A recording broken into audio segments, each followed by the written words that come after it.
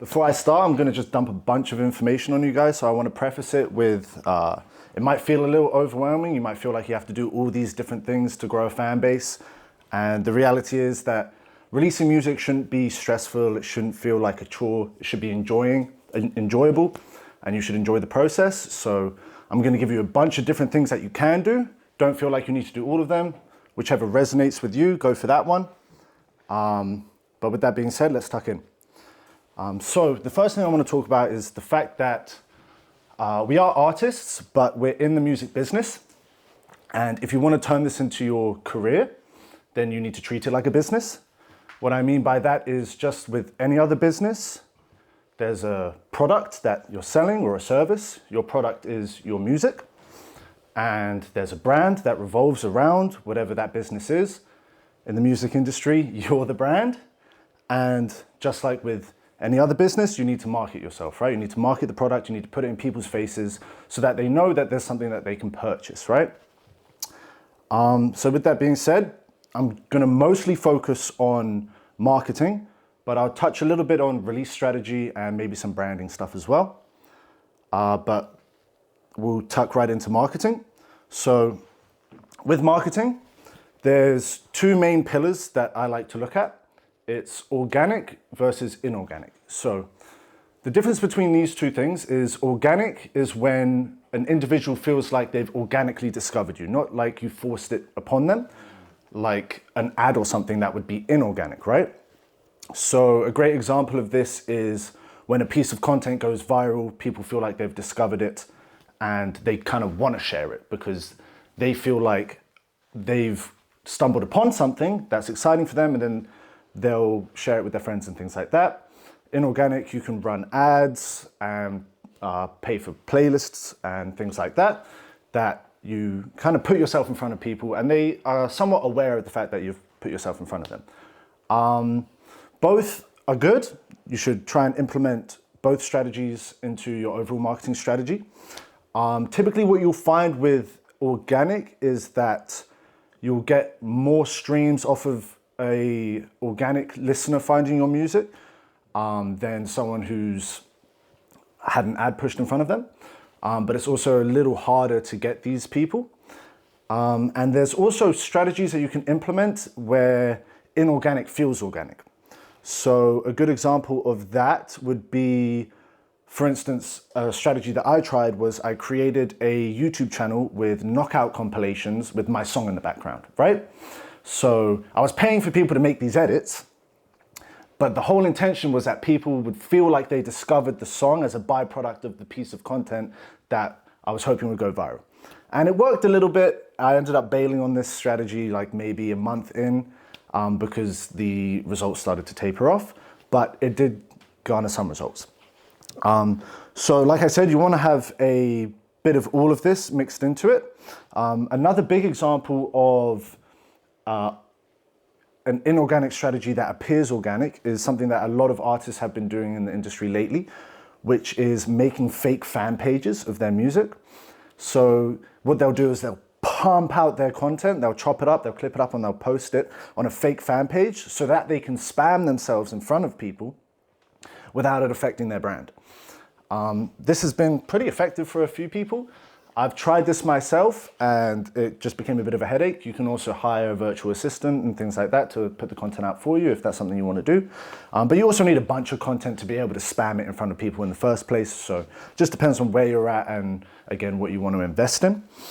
But now that we've got kind of like a broad understanding of the two different approaches that you can take to get your music discovered, I'm going to go into a few specific strategies. And again, just pick the ones that sound exciting to you and leave the ones that don't. So we'll start with a fun one. And this one's called guerrilla marketing. Has anyone heard of guerrilla marketing? No?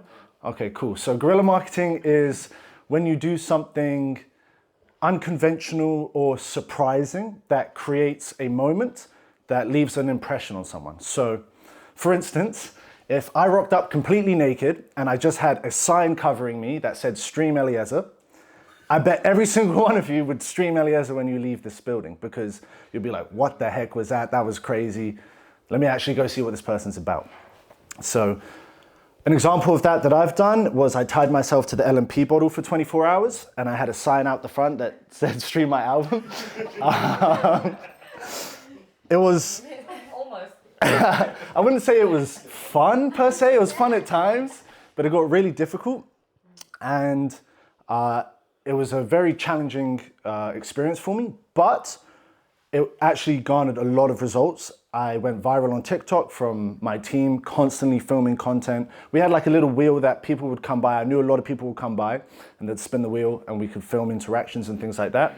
So this was super effective because people that came through, I knew there'd be a lot of foot traffic, saw the signs, saw me there, felt motivated to listen to my music. We even had a family drive off, like listening to Fight Club, which was hilarious because it's like a super aggressive song. And we had a bunch of really cool interactions. The biggest thing that I would say when you do these sorts of strategies is to make sure you're capitalizing on the moment. So a big mistake that my team made was we didn't get the song or the album that we were promoting out until a couple weeks later.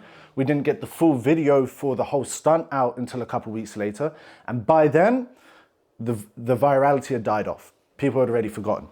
And we were getting a lot of engagement on the TikToks. I even was like being recognized as the LMP guy for like a couple weeks, which is arguably not the best thing, but it happened, right? And so I had a lot of people's attention, and that's what the whole theme of this is grabbing people's attention.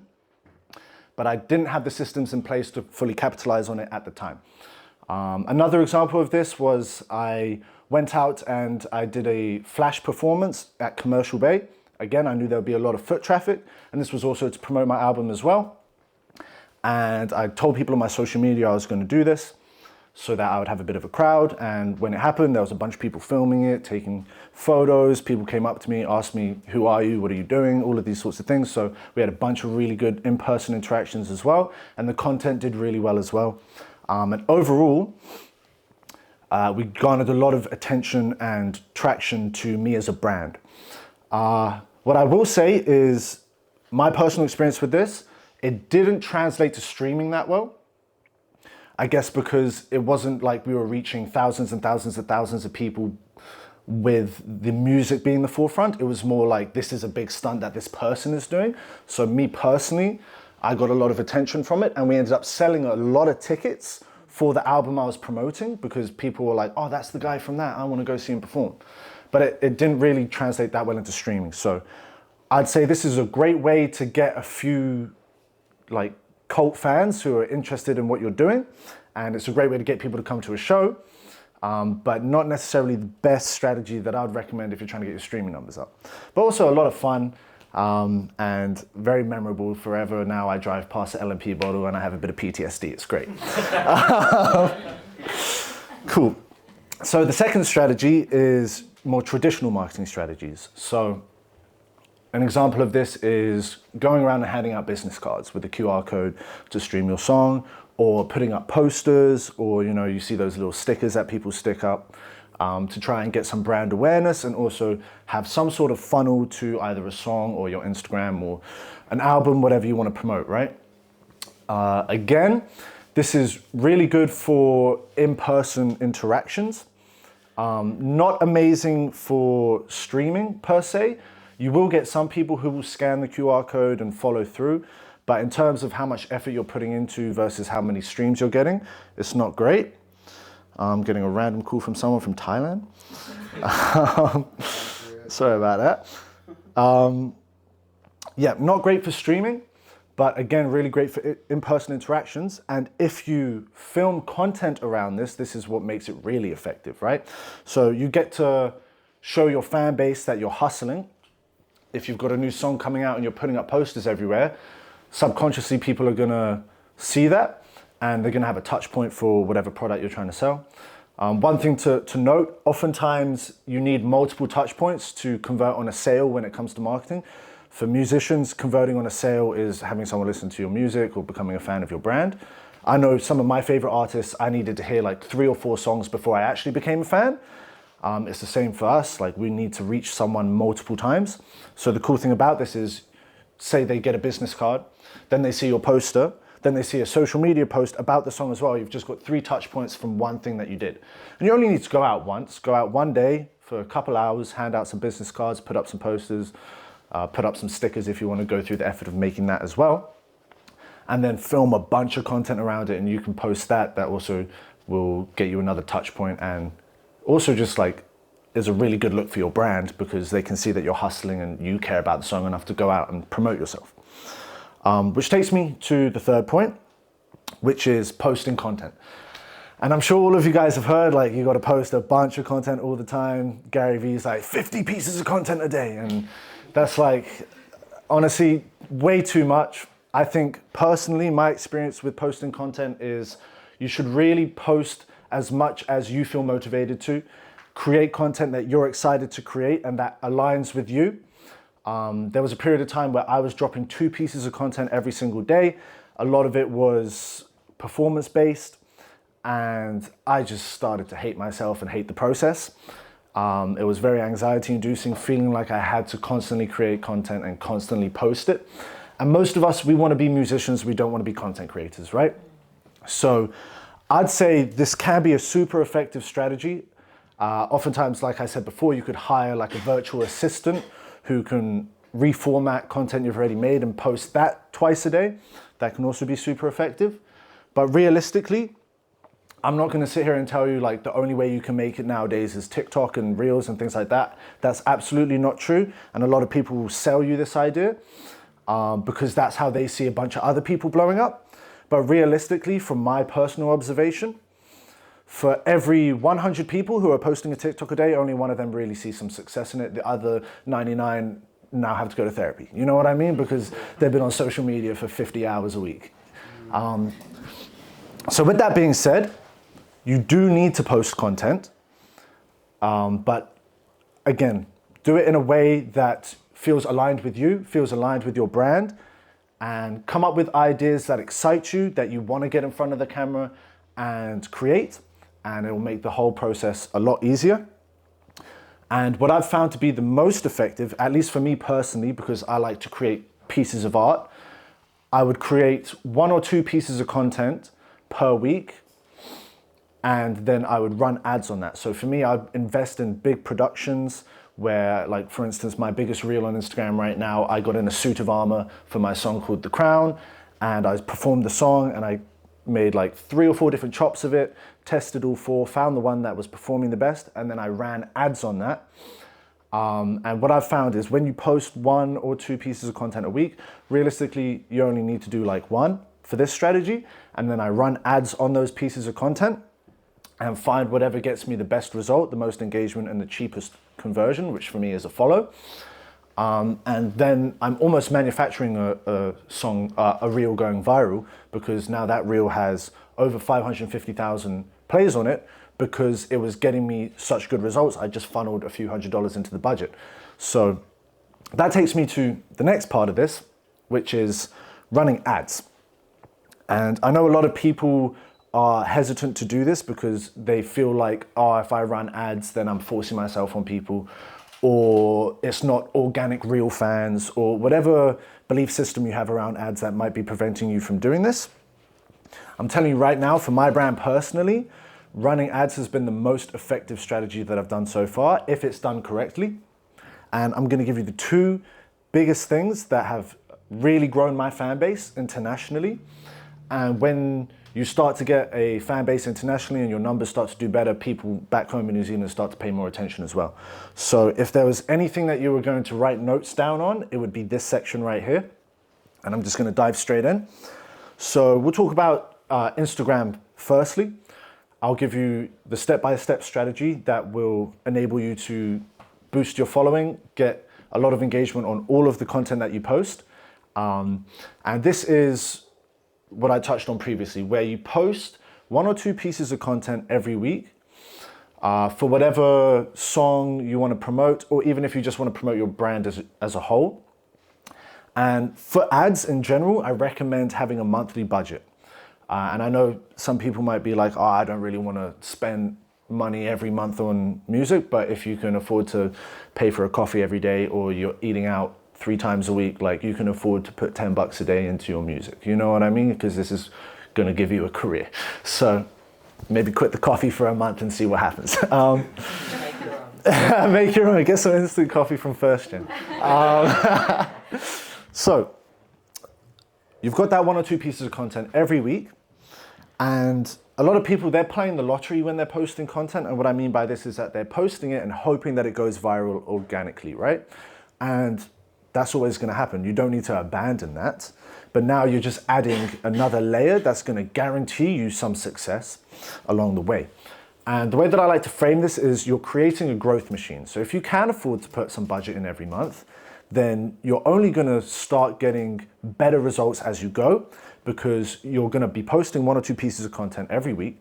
You're going to find out what works for your brand, and you're also going to be testing every single piece of content to see which gets the cheapest result, right? So let's say we start with, we all got 5 pieces of content out on our Instagram at this point, right? I'd hope so. If not, make some more content. So test every single piece of content, and if you don't really know how to run ads yet, you can literally just boost post. Don't do it on your phone because, especially if you've got Apple, because they take a 30% service fee. But if you do it on your laptop, then you avoid that fee. But boost post, suggested audience, you don't really need to have a complex strategy, and run $3 a day for 5 days on each of these pieces of content, right?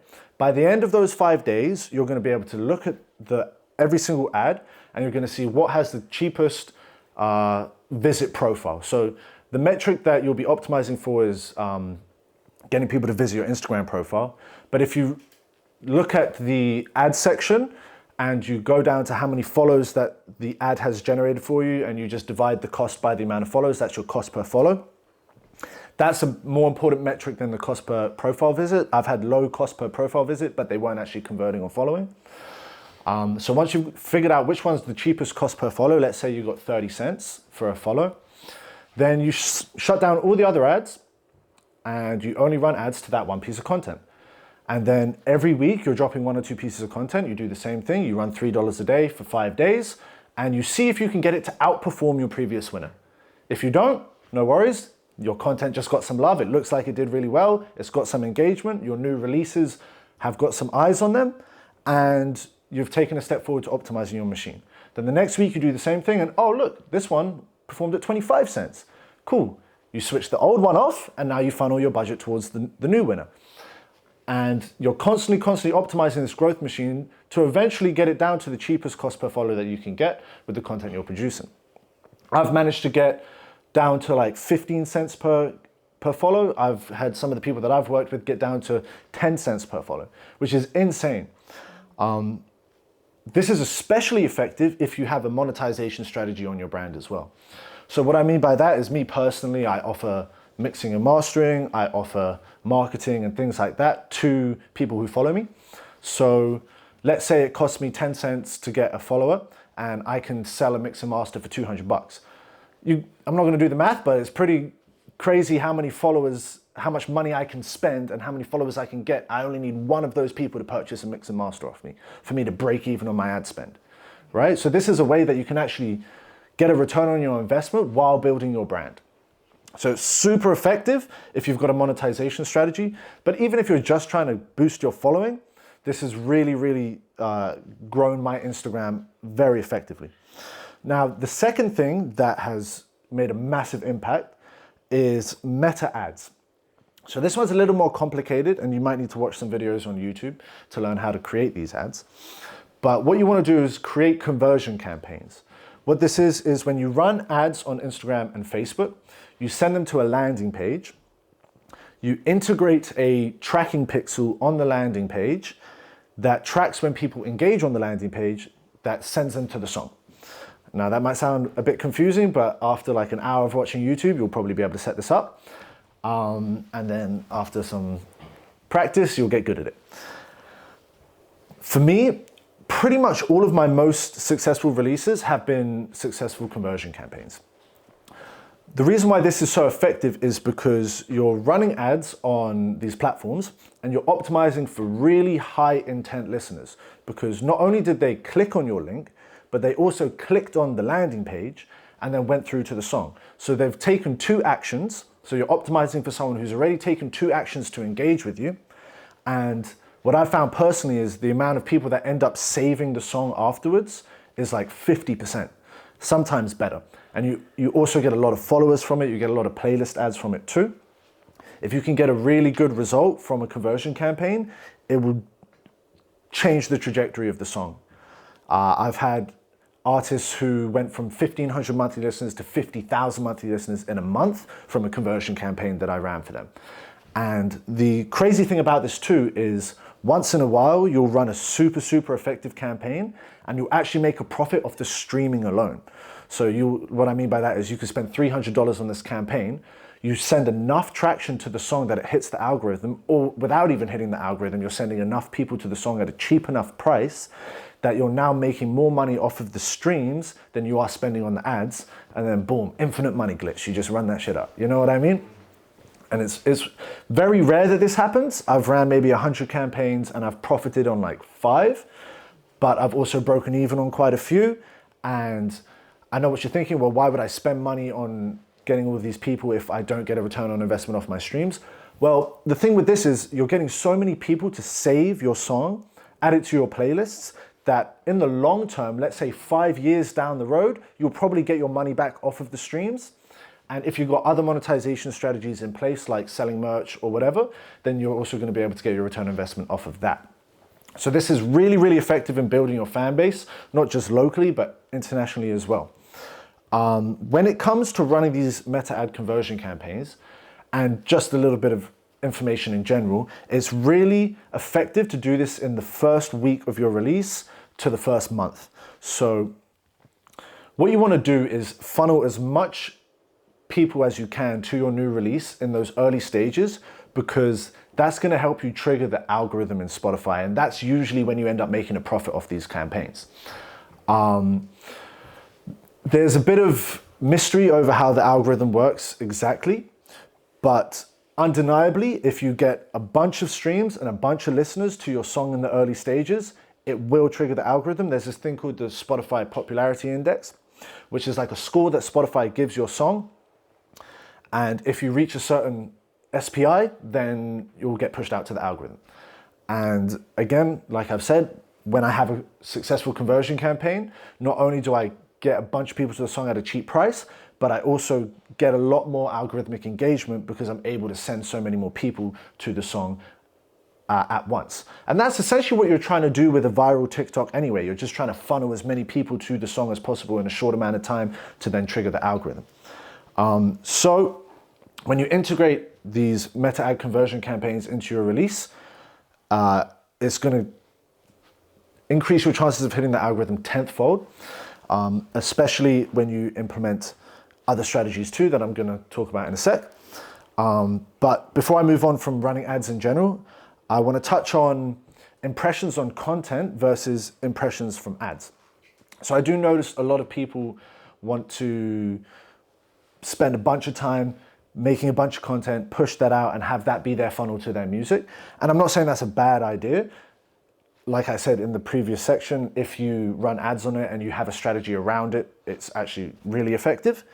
But just to open your mind a little bit to these approaches, let's say, because I know for me personally, a lot of people that I've observed, is that you'll spend, I don't know, a couple $100s to produce a bunch of content and maybe 10 hours of work to do this. So you've invested 10 hours and $200 into producing this content. You then post it over your social media over the next 2 weeks to a month. And let's say for me on like a good piece of content, I'll get 5 to 10K impressions, but let's say we get 1 to 5 off of those 5 to 10 pieces of content, you're then getting, I don't know, 5,000 to 25,000 impressions off of 10 hours of work and $200, right? When you run ads, I've typically found I'm able to get 1,000 impressions for $2. So you do the math there. The amount of impressions that you're getting for your time and your efforts is crazy high. So I would actually spend more time creating content as ad creatives, because testing a bunch of different ad creatives is going to be what really moves the needle in terms of how effective your campaigns are. So just like with the Instagram ads, you want to test a bunch of different pieces of content to get the cheapest cost per follow. When you release a new song, make as many different visuals as you can that promote that song, to try find what combination. Maybe it's something that you whipped up with AI, or a stock image, or a stock video, don't use images, or it's you performing it that gets you the cheapest cost per conversion. But I say all this to say, the impressions that you're getting are super valuable as well from, not only are you getting more, but they're more valuable from these conversion campaigns, because oftentimes those 1 to 5K impressions that you're getting off of the content are from your existing fans. So that's only taking people that are already aware of you onto your new song. But these impressions that you're getting from the ads are new listeners that haven't discovered you yet, that are going to become a fan of you. So that's why it's so valuable. And I can't tell you how many people I've observed just pumping out content, getting 1 to 5K impressions. And I know how much time and effort it took to make that. And I'm like, bro, if you just dial down the content and put some of your efforts into marketing that effectively, you're going to get way better results. So hopefully that's opened your mind on that a little bit. And again, I'm not saying fucking sell your car and, you know, sleep on a mattress and put all your money towards ads. Like, what you can afford monthly, put in, and when you start getting money back from it, reinvest, and you'll see some exponential growth from your efforts. And it's been really effective for me and a lot of different clients. To again touch on the running ads versus producing content, what I've noticed, and this is just my observations, and I might be a bit biased because of my experiences, but when it comes to posting content consistently versus running ads consistently, I've actually seen more people blow up personally off of the running ads strategy than I have off of people posting content. Because not only can you blow up off of this, but even if you don't blow up, you're still gonna get to that 1 to 10K monthly listener range pretty easily off of the conversion campaigns. Whereas it's like very hard to get that off of just content. Given you can blow up like ridiculously if you have like a super viral TikTok or super viral reel, and that can change the trajectory of your career. But I say all this to say, like, there's not just one way to do it. And I've also found like there's people who have got to millions of monthly listeners just running ads. So for someone who doesn't necessarily want to put themselves in front of the camera, you can whip up AI generated ads, you can take stock videos, you can even just like film B-roll of things that you find interesting that fit the vibe of your song, put the lyrics over it and run ads like that, and also post content like that, and generate a fan base off of people just loving your music. So there's so many different ways to approach building a fan base. You don't need to just stick to one. But for me, I've found running ads to be ridiculously effective. The next thing that I'll talk about is, once you've got a bit of a catalog, a strategy that you can implement is building your own playlists. So this is also really effective in getting a return on your investment, because once you've got your playlist to a certain level, you can then sign up to be a curator on certain platforms like Submit Hub and Groover. I don't know if anyone's heard of these sort of platforms. Yeah, we've got some nods. And so you can actually be the curator. You hold a lot of leverage in the industry after that. And you can also put your homies on. Like, I'll put a few boys from First Gen onto some of my playlists. And you get a return on investment off of the streams that you have from the playlists. And you also get a return on investment from people paying to pitch to your music. So the way that I promote it is through meta ads.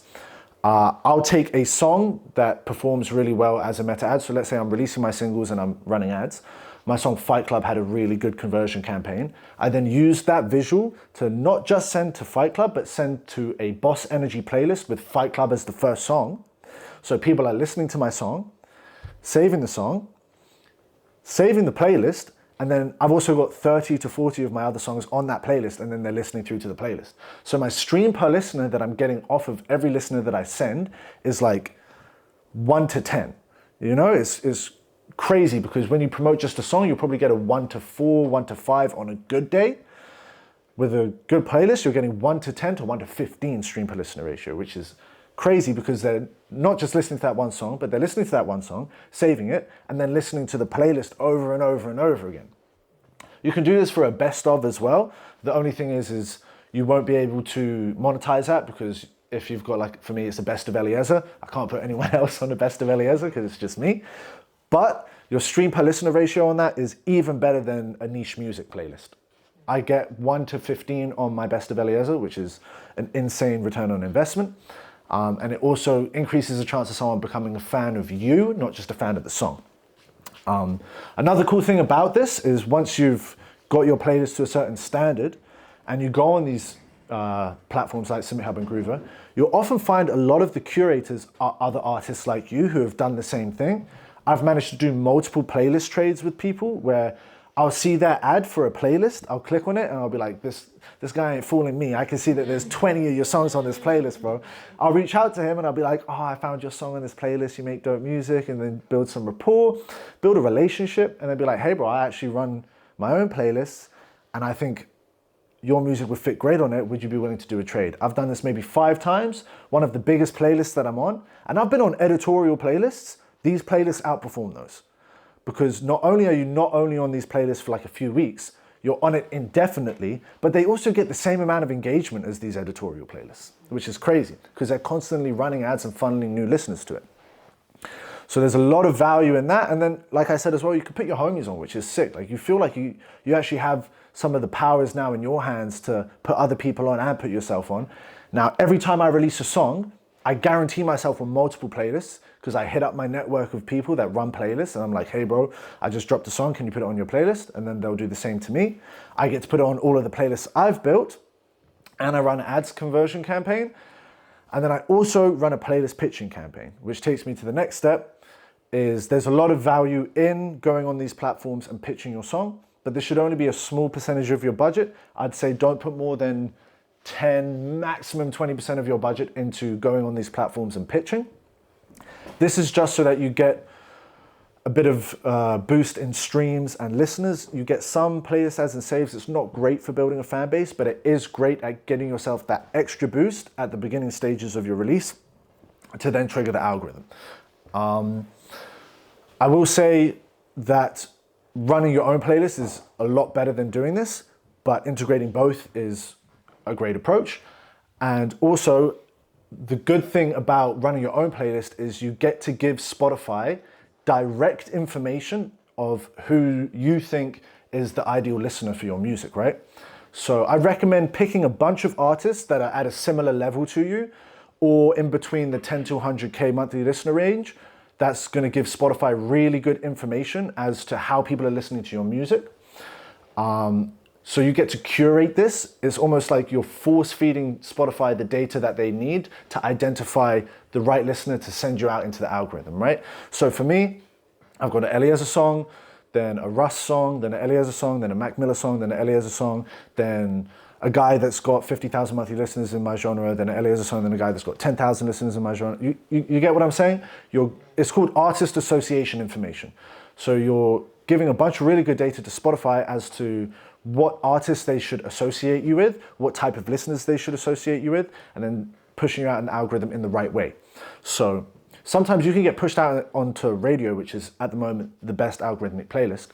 But if you've done that by getting a bunch of listeners off of the wrong playlists, off of the wrong kinds of listeners, which often happens when you get on playlists that you've just paid for or playlists that have fake streams, you're going to perform horrendously when they give you that initial algorithmic push, and then they're just going to cut you off because they're like, well, everyone's skipping this song when I put it next to a Taylor Swift song. So, you're not going to get pushed out anymore. But if you've put yourself on playlists that have good artist association, it's going to put you in the right places. That's going to then help your song to perform well in that initial algorithmic push, and then you'll get even further compound, and then you're off to the moon if everything goes well. So I say all that to say, make sure that when you are pitching, you're pitching to the right playlists, not just any playlist. Not every stream on a playlist is a good stream, especially if they're faked. But even if they're real, if you're on a playlist that has a rock song, then a pop song, then a rap song, you're just going to confuse Spotify.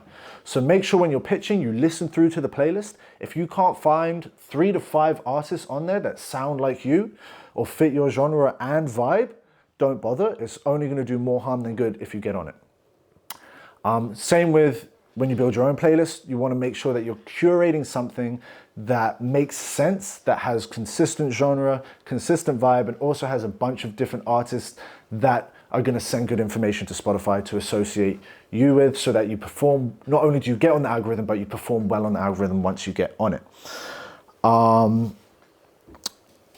That's pretty much every strategy that I implement personally.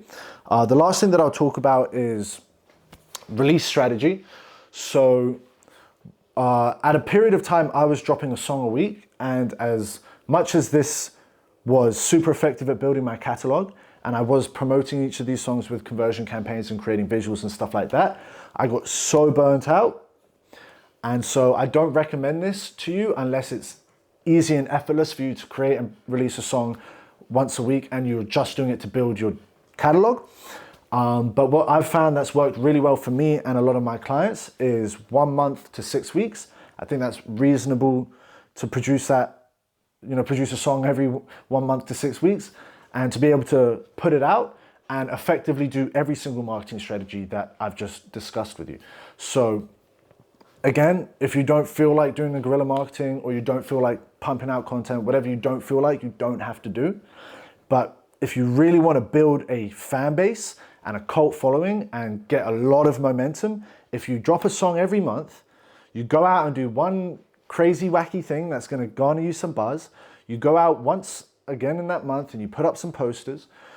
You post a piece of content once or twice a week, and if you're doing those other things, it should be pretty easy to do that. You're running ads consistently on a monthly budget that you've set aside. You build out a playlist once you've got a few songs. You run ads on that new song straight away when you release that song. Front load your budget as well. So if you've got, let's say, $200 to $500 for your Meta ads conversion campaign, you want to spend most of that in the first week, because that's going to send a bunch of people to the song and hit that algorithm straight away. That's what Spotify wants, especially if it outperforms your previous song. And then also do the playlist pitching to get yourself that extra boost, and build your network with other playlist curators once you've got it to a monetizable place. I've found for me, when I'm doing this, the growth is compound and exponential, and it's consistent. I've implemented this strategy over 2 time periods, and both times when I was consistent with it, it garnered really good results. And other clients that I've run this strategy for as well have seen some amazing results from it too. So that's pretty much everything.